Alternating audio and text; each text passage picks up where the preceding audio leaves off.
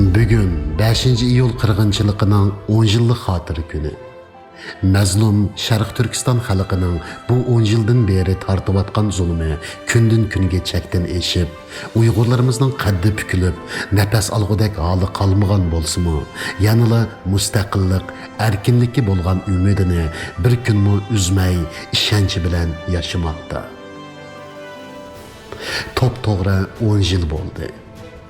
Mustamlika Sharq Turkiston zaminida Xitoyning milliy qirg'inchiligi boshlanganligiga Xitoy mustamlikachi amaldorlari o'zaro til biriktirib 5-iyul tinch yo'l bilan namoyish qilib, Shogun qirg'inchiligining qotillarini aniqlab berishni talab qilgan Uyg'ur o'quvchilarni qonliq bostirganiga to'p-to'g'ri 10 yil bo'ldi.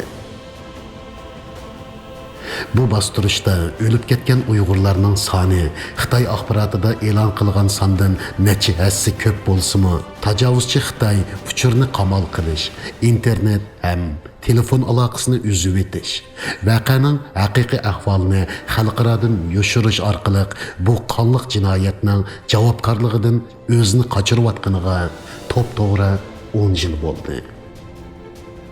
Sharq Turkiston zemini shu tuproqning egisi bo'lgan Uyg'urning qini bilan bo'yaldi. Haq, adolat talab qilib ko'chaga chiqqan behisob jonlar izdiraksiz g'oyib bo'ldi. O'ltirilgan, tutqun qilingan, g'oyib bo'lgan shu qiz o'g'lonlarimiz bizning och singillarimiz, bizning aka inilarimiz edi. U siz edingiz, u men edim. Hammamiz Uyg'ur edik.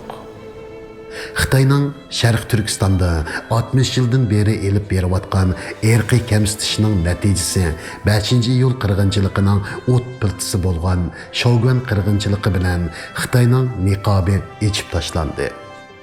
Yolg'iz, yordamsiz beguna Uyg'ur xalqi Xitoy kommunistlari to'liq qurollantirib, Urumchi ko'chalariga to'kiyotgan harbiy soqchilari, Bingtuandagi Xitoylari va Xitoy puhrolari tarafidan urib o'ltirildi. Vaqadan keyin Xitoy hukumati bu qirg'inchilikning yuz berish sababini chet ellardagi Uyg'ur tashkilotlariga va Robiya Qodir xonim qatorliqlarga ortish orqali o'zlarining Uyg'urlar ustidan ilib borgan qattiq qo'l siyosatining bu voqeaning kelib chiqishiga sabab bo'lganligidek ig'ir mas'uliyatdan qochdi. Dünya sükutda turg'ini bilan o'zlarini vijdon tarozisida o'lchaganida 5-iyul Urumchi qirg'inchiligining parda orqasidagi haqiqiy qotilni Xitoy deb kimmi aytmay tura olsin.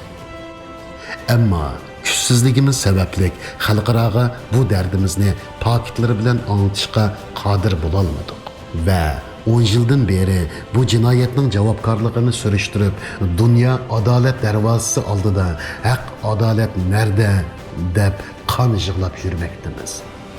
Taki mushu xun davoyimizni olganga qadar, mustaqilligimizni qo'limizga olganga qadar bu yo'ldan qaytmaydiganligimizga ishonchimiz komil. Ölümden korkmagan milletni ölüm tehdidi yoki o'ltirish orqali qo'rqitish hech kimning qo'lidan kelmaydi. Bu 10 yilda maskasi tushib qolgan Xitoy hokimiyati Sharq Turkistondagi yoshirin qirg'inchilikdan oshkorlikqa o'tdi. Sharq Turkiston xalqini talto'kis qirib tashlash, assimilyatsiya qilib yo'q qilib etish uchun millionlagan xalqimizni lagerlarga solab o'ltirib, chiritib tugasa, 100 minglagan qiz o'g'illarimizni yoshirin holda ishkiri o'lkalarga ilib berib yo'qotmoqda.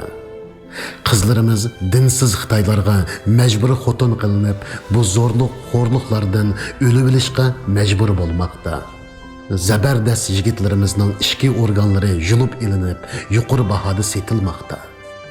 Acaba bu jinoyatlarni surishti qiladigan adil sodiyalar qayerda uxlab yotadigandir? Aldırma Xitoy. Senin bir hisobing bo'lsa, Allohning bir hisobi bordir. Shu qonli qirg'inchilikda, shu jangovar saplarga vatan, millatga bo'lgan sevgisini o'zining quroli qilib chiqqan Uyg'ur xalqi bu qissasini sendan olmay qo'ymaydi. Sharq Turkiston xalqi 10 yil ilgari shu qahramonlik harakatlari bilan Uyg'ur hozirgi zamon tarixida o'chmas izlarni qoldirdi. Bu qonliq dostonimizni avlodlarimizga kunmu tun so'zlamoqdamiz. 5 iyul qirg'inchiligida Xitoyning oldiga etilib chiqqan qahramon o'g'il qizlarimiz uchun dastonlar bitildi. Nazmlar yozildi. Biz ana shundoq botur, qo'rqmas ajdodlarimizning avlodlari biz. Bu qisosni cho'qim olamiz.